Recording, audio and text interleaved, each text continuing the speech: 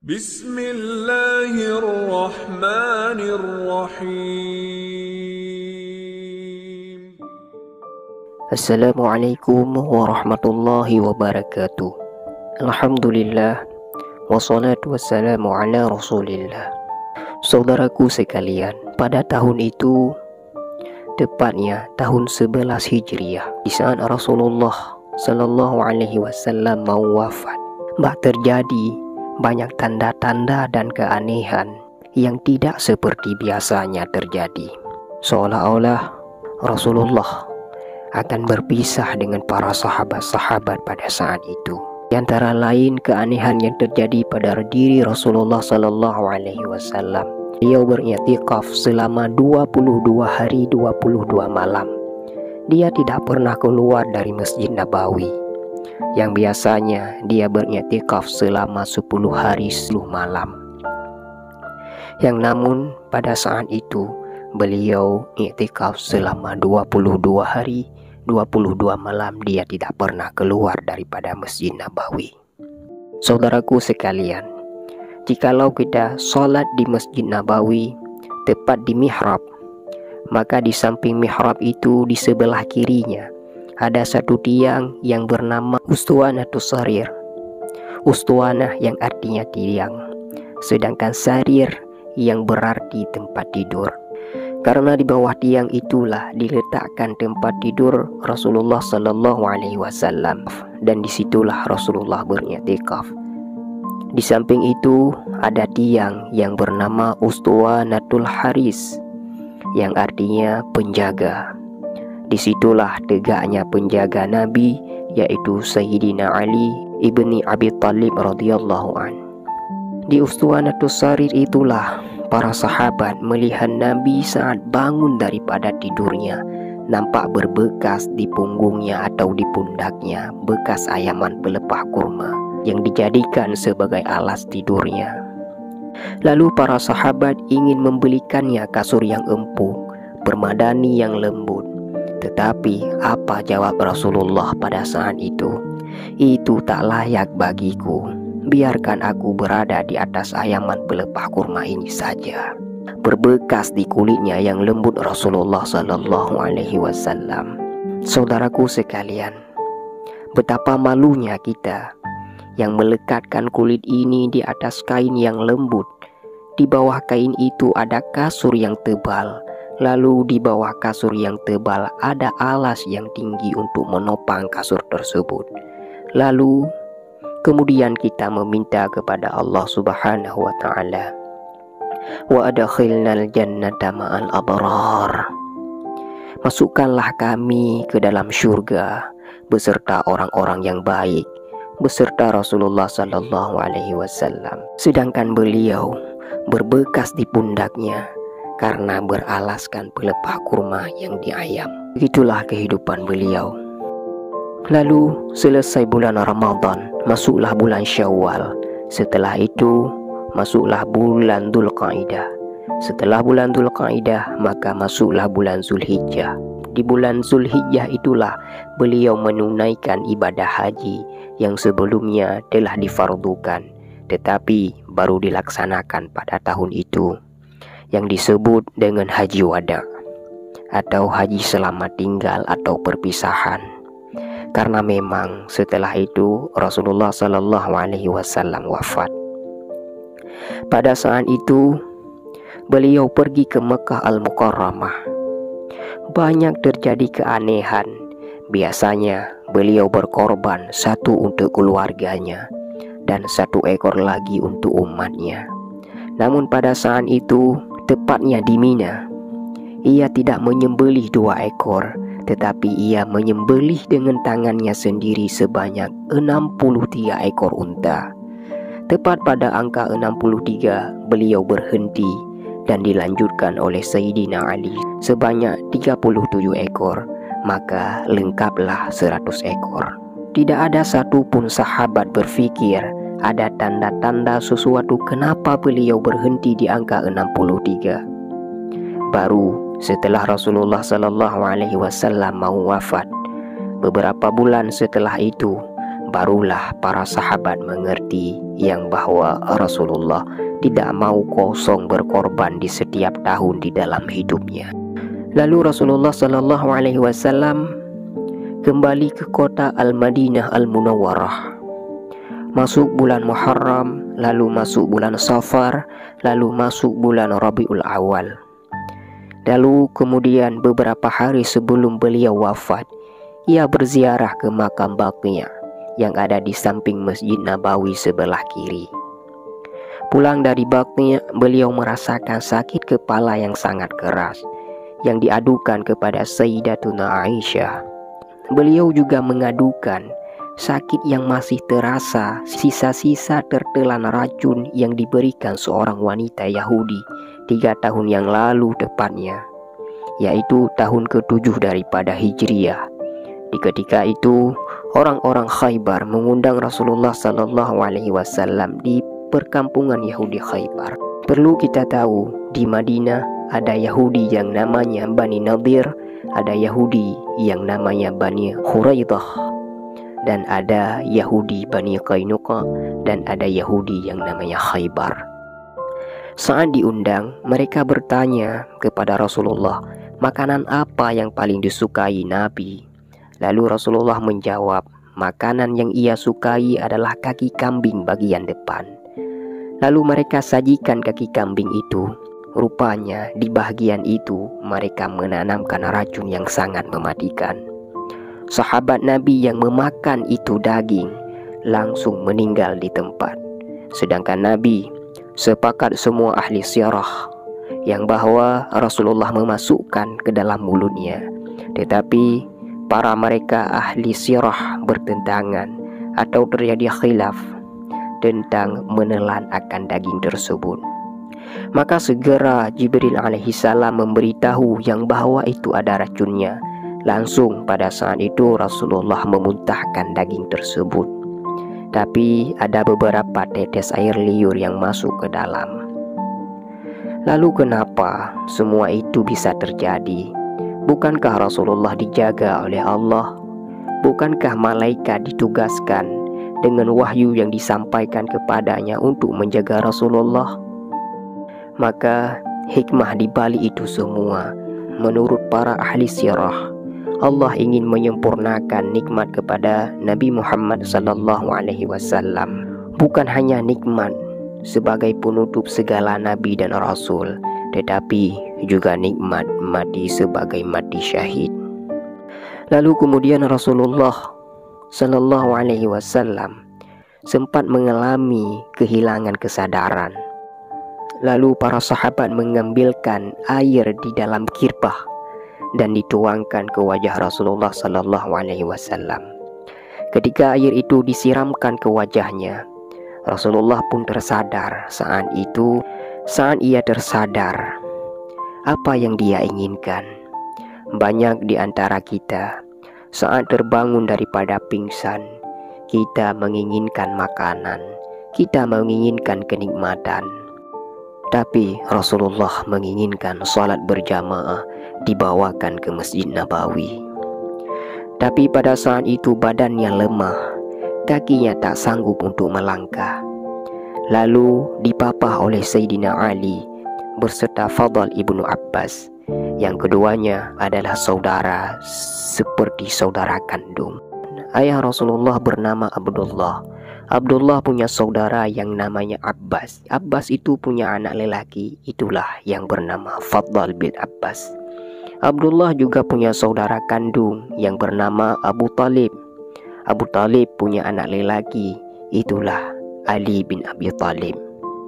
Mereka semua adalah satu nasab, yaitu kakeknya Abdul Muttalib. Abdul Muttalib anak daripada Hashim. Hashim adalah anak daripada Abdul Manaf, hingga seterusnya sampai kepada yaitu Nabi Allah Ismail, anak daripada Nabi Allah Ibrahim alaihissalam. Lalu pada saat itu mereka memapah Nabi, membawa ia kepada masjid. Nabi tidak meninggalkan sholat berjamaah walaupun keadaannya sudah seperti itu. Lalu sampai pada akhirnya beliau tidak lagi sanggup untuk membimbing salat berjamaah. Lalu ia meminta kepada Sayyidina Abu Bakar untuk membimbing salat berjamaah. Itulah muncul ijtihad para sahabat, mengapa yang menjadi khalifah setelah Nabi itu adalah Abu Bakar, kenapa bukan yang lainnya? Karena ada semacam pemberitahuan secara rahasia setelah Rasulullah meninggal, maka yang menjadi pemimpin adalah Abu Bakar As-Siddiq.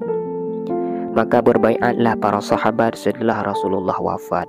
Yang menjadi khilafah setelah Rasulullah yaitu Abu Bakar, bukanlah para sahabat yang lain.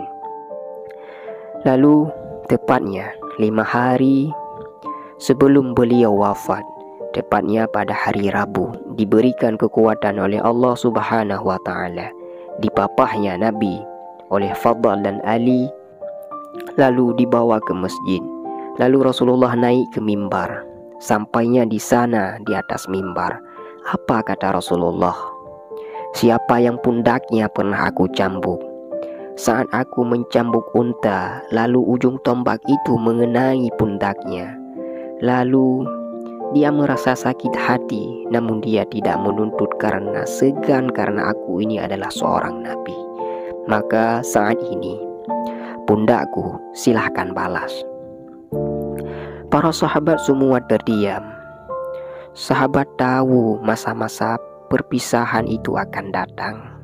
Lalu Rasulullah pun melanjutkan, siapa yang pernah merasakan ucapanku, cakapku kasar? Siapa yang pernah aku caci maki? Ini harga diri Muhammad, silahkan balas.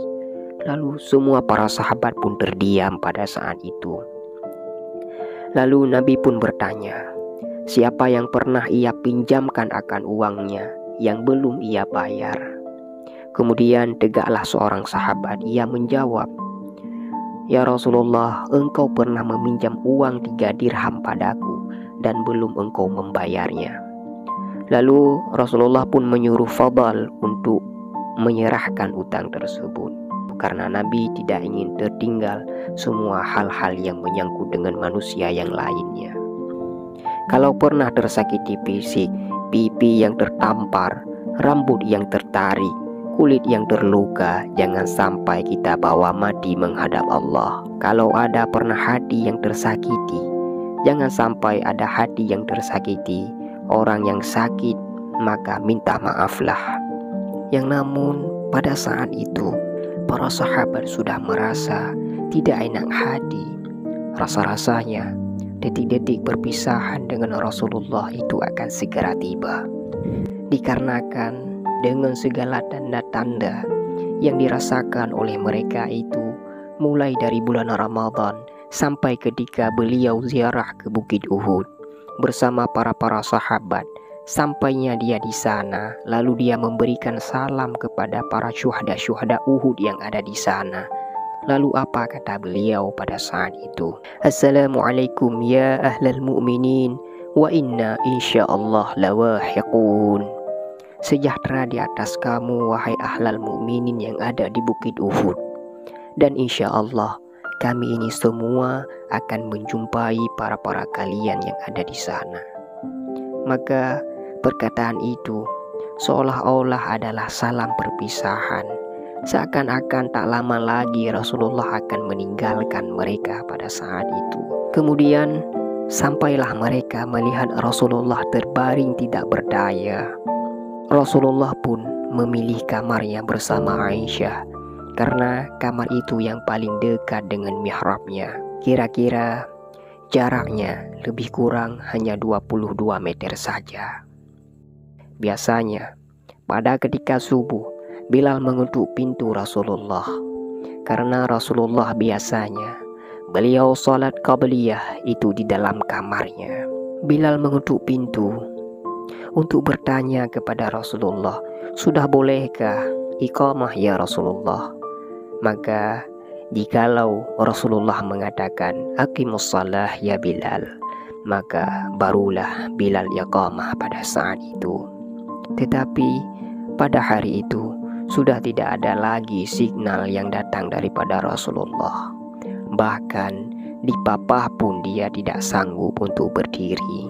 Maka sampai akhirnya pada saat itu datanglah Sayyidah Fatimah masuk ke dalam kamar Rasulullah Sallallahu Alaihi Wasallam dengan muka yang penuh dengan kesedihan.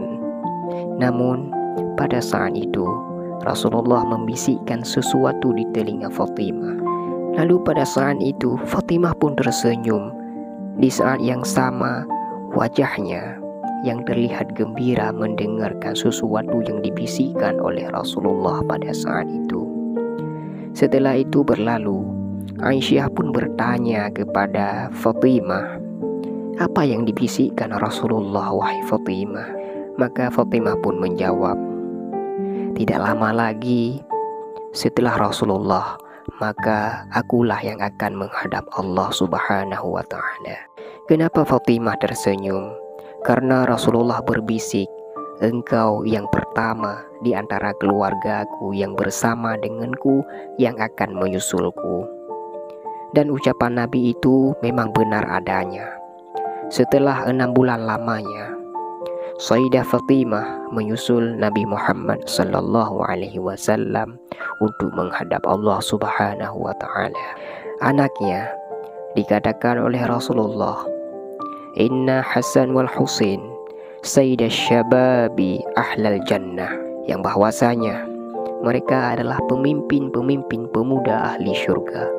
Sedangkan Fatimah akan jadi pemimpin daripada wanita-wanita ahli syurga. Itulah yang membuat Sayyidah Fatimah tersenyum pada saat itu. Bagaimana rasanya di saat dua rasa bercampur di dalam satu waktu yang sama? Di satu sisi akan sangat bersedih karena akan berpisah dengan orang yang paling kita cintai. Sedangkan di sisi yang lain sudah dijanjikan akan segera berjumpa kembali dengannya. Hingga pada saat itu wajah Rasulullah Sallallahu Alaihi Wasallam ditutupi dengan kain. Lalu beliau secara perlahan membukanya kembali hingga tangan itu tidak sanggup lagi untuk bergerak. Kemudian Sayyidah Aisyah membacakan surat Al-Fatihah, lalu membacakan Qul huwallahu ahad, lalu membacakan Qul a'udzu birabbil falaq, lalu dia membacakan Qul a'udzu birabbin nas. Lalu telapak tangan Nabi ditiup oleh ayat-ayat yang sudah dibacakan itu, yang padahal sudah kita tahu di dalam kitab-kitab dijelaskan, di saat kita membacakan ayat-ayat itu, maka kita tiupkan di tangan kita, lalu tangan tersebut kita letakkan pada muka orang yang sakit. Tetapi pada saat itu Aisyah tidak mau melangkahi Rasulullah karena ada tangan yang lebih berkah daripada tangannya, karena ada tangan yang lebih mulia daripada tangannya, yaitu tangan Sayyidina wa Maulana Muhammad Sallallahu Alaihi Wasallam. Lalu setelah ditiupkan di tangan Rasulullah, diambil tangan Rasulullah lalu diusapkan ke wajah beliau pada saat itu. Lalu Aisyah melihat wajah Rasulullah seperti menginginkan sesuatu pada saat itu. Sebagai seorang istri yang menemani di dalam suka dan duka, di dalam senang dan tawa, maka ia mengerti apa yang diinginkan oleh Rasulullah Sallallahu Alaihi Wasallam pada saat itu. Lalu dia mengambilkan siwak karena Rasulullah sangat suka dalam hal bersiwak. Lalu dia merobek ujung siwak tersebut dengan giginya dan mengunyah ujung siwak tersebut. Lalu didekatkan kepada bibir Rasulullah Sallallahu Alaihi Wasallam. Pada saat itu tampak senyum di wajah Rasulullah Sallallahu Alaihi Wasallam.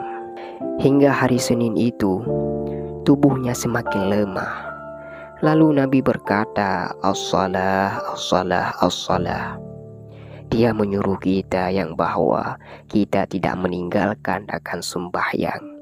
Bagaimanapun keadaan kita, bagaimanapun persoalan kita, yang bahwa sembahyang itu wasiat daripada Rasulullah, kita tidak boleh meninggalkan akan sembahyang. Lalu Rasulullah melanjutkan, "Dan kepada hamba-hamba sahaya kamu, untuk kita menjaga hak-hak daripada mereka, Hingga saat ini tidak ada lagi perbudakan, tidak ada lagi hamba sahaya di sisi kita, karena Rasulullah mengajarkan kita untuk memerdekakan yang namanya hamba sahaya. Sampai akhirnya pada petang hari itu Nabi mengatakan, ma'an nabiyyin wasiddiqin wasyuhada'i wassalihin wa hasuna ulaika rafiqa.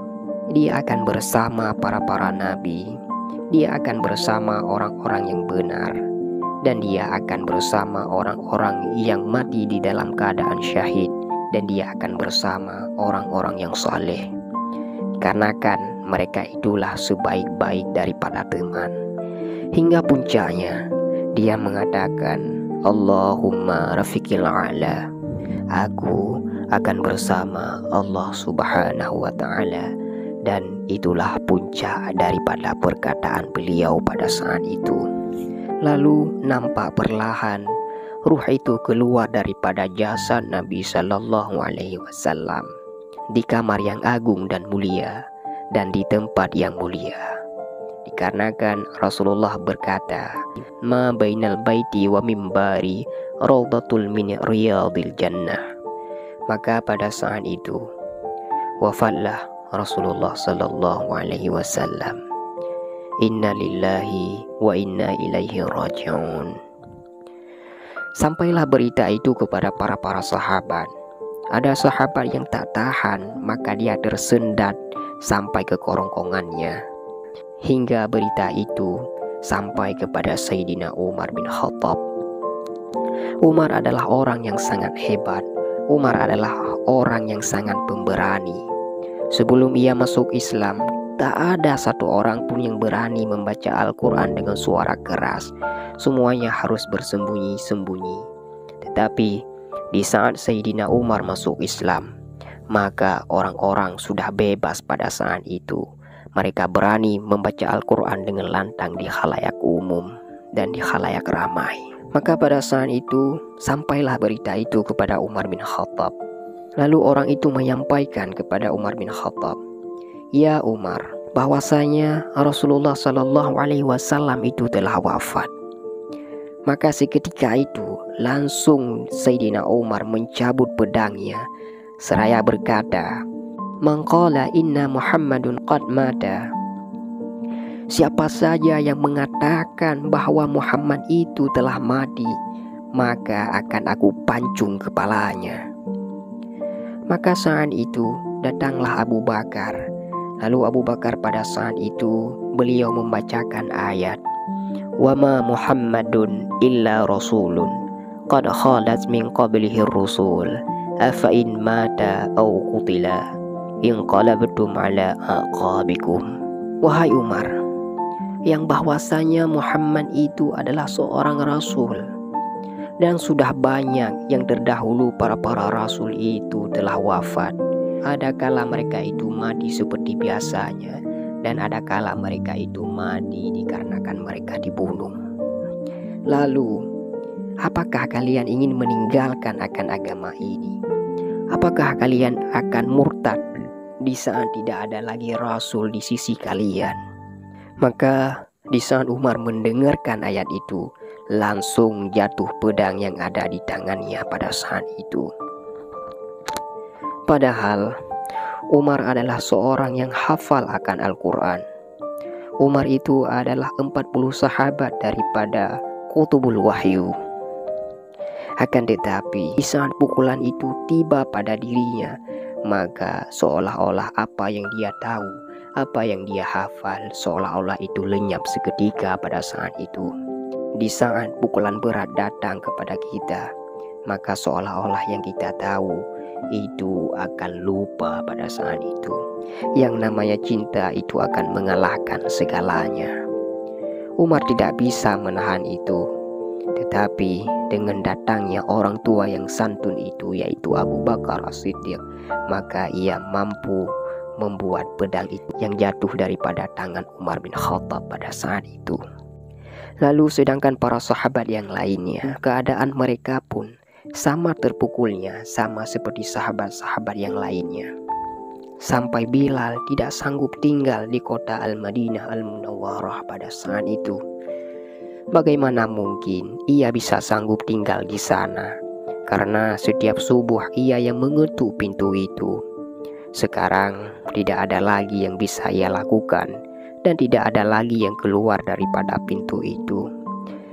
Dia tidak sanggup lagi mengumandangkan azan pada saat itu, hingga dia pergi ke negeri Syam dan meninggalkan kota Madinah Al-Munawwarah pada saat itu. Begitu pula Anas bin Malik, dia pindah ke kota Basrah. Lalu para sahabat yang lain, ada yang tetap di sana dikarenakan kekuatan iman dan cinta. Tetapi ada sebahagian dari para sahabat, mereka harus menghindar jauh karena kerinduan yang begitu mendalam yang mereka rasakan pada saat itu. Allahumma salli wa sallim ala Sayyidina Muhammad wa ala ali Sayyidina Muhammad.